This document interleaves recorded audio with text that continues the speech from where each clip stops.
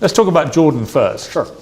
You've had a bit of a to and fro with him, but what is your view of him? I think Jordan and I actually agree on many issues. I think the enemy of my enemy is my friend. I think we have a lot more in common than we have that we disagree on.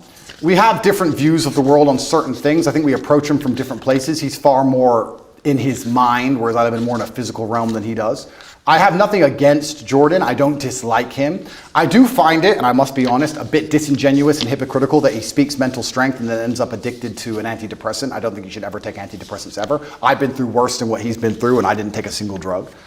However, I have nothing against the guy. He says very intelligent things, and I'd be interested to argue with him or discuss or debate with him, but I think we'd actually agree on most points, to be honest with you. I don't think he may be unhappy with somehow how I've lived my life and some things I've done, but we've already discussed the fact that I come from the lowest income area of the UK and most people around me were selling drugs, so at least I didn't do that.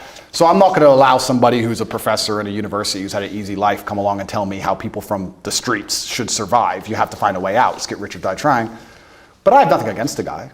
I just think that he's been a bit hypocritical, and then truthfully, the only time I've been genuinely a bit appalled by any of his actions was the tweet he made on Israel-Palestine when he said, "Give them hell." I know that's an easy thing to say, and it's an expression that people use and they throw it around flippantly.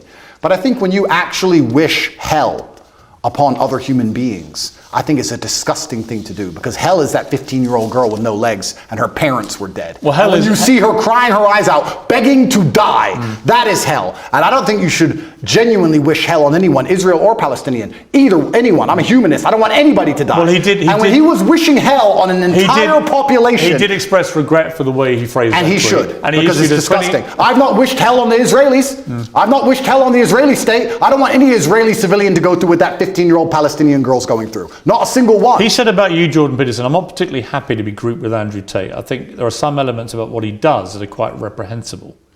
I'm sure he has. I don't know everything he says, and he may disagree with some of my point of view. As I said, I have nothing against him. I don't think anything he says is particularly wrong. I think that he's hypocritical because of the antidepressant problem, and I think that the fact he wishes hell on other humans because he gets emotionally involved in a conflict, which within 2 minutes of it sparking off, he's wishing genocide, I think that says a lot about his personality.